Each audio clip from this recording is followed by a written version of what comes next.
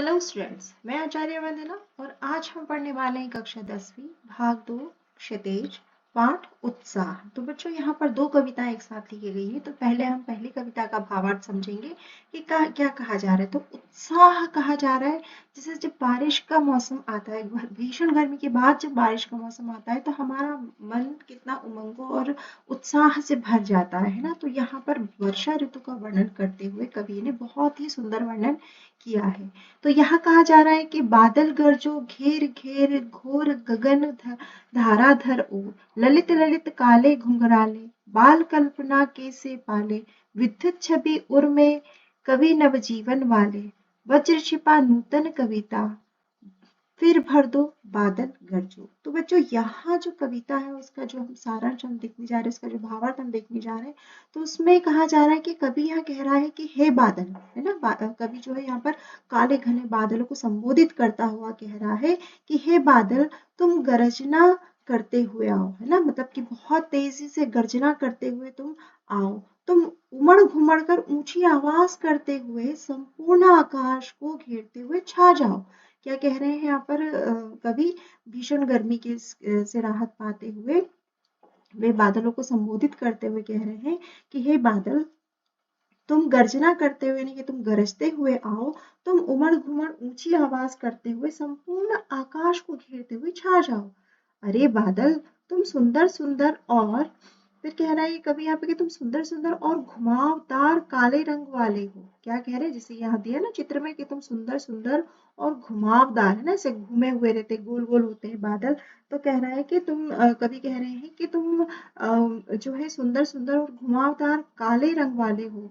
तुम बच्चों की विचित्र कल्पनाओं के पतवार तथा पालों के समान लगते हो ना। जैसे कि यहाँ पर आकृतियां बनती है, कुछ अजीब सी आकृतियां बनती है, हम जो चाहे इसमें देख सकते हैं। जब भी आप आसमान में नजर डालें और काले बादल होते हैं तो कोई हाथी जैसा रूप लिए रहता है, कोई ऊंट जैसा रूप लिए रहता है, कोई कैसा दिखता है बादल। तो यहाँ कहा जा रहा है कि तुम जो है बच्चों की विचित्र कल्पनाओं के पतवार और पालों के समान लगते हो।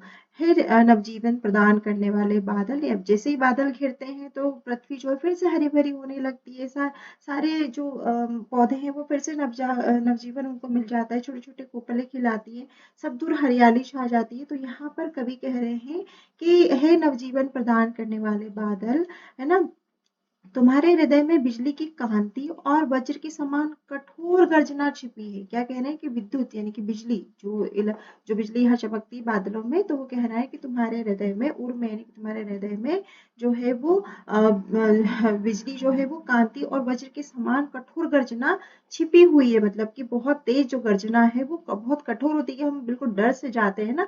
तो कठोर गर्जना छिपी हुई है। तुम अपनी बिजली की चमक और भीषण गर्जना से जनमानस में एक नई चेतना का संचार कर दो। क्या कह रहे हैं कवि यहाँ पर कि तुम अपनी बिजली की चमक और तेज गर्जना से मानव जीवन में एक नए जीवन का संचार कर दो, नई चेतना का संचार कर दो। फिर यहाँ पर कवि जो है पूरे इसमें कह रहे हैं कि फिर भर दो और बादल गरजो। यहाँ पर कवि जो है वो बादल को गरजने का आह्वान कर रहे हैं, उन्हें उनसे प्रार्थना कर रहे हैं कि हे बादल, तुम गरजो और सभी में जो है नवजीवन की चेतना भर दो।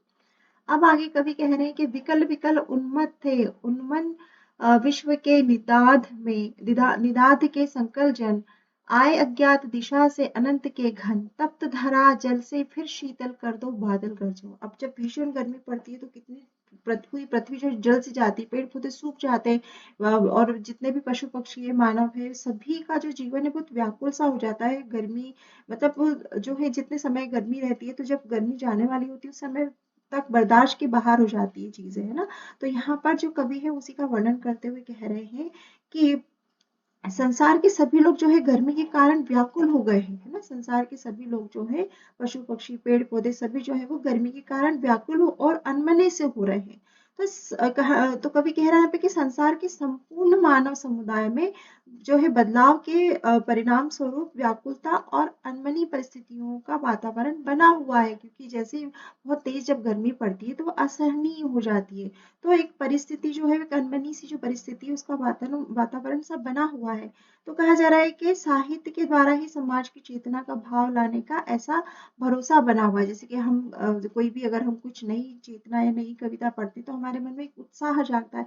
तो परिवर्तन ही संसार का नियम है। तो यहाँ पर कवि जो वो कहना चाह रहे हैं कि इसको बदलो, ये जो भावना बनी हुई है इसे बदलो।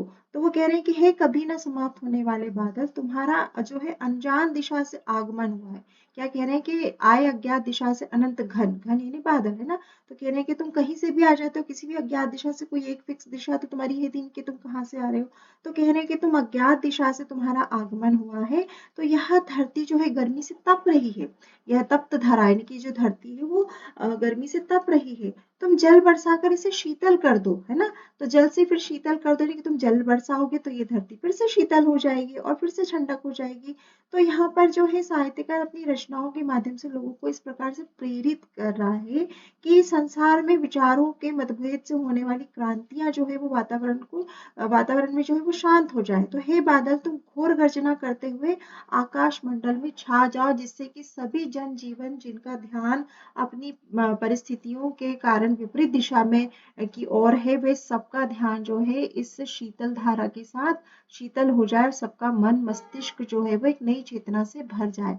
तो यहाँ पर कवि जो है बादलों से विनती कर रहे हैं कि हे बादल, तुम आओ, बरसो और खूब तेज बिजली और गर्जना के साथ यहाँ पर बरसो। तो बच्चों, ये था हमारा पाठ उत्साह। तो अब हम अगले वीडियो में अगली कविता शुरू कर लेंगे। ठीक है बच्चों, तो मुझे उम्मीद है कि आपको अच्छे से समझ में आया होगा। Thank you so much.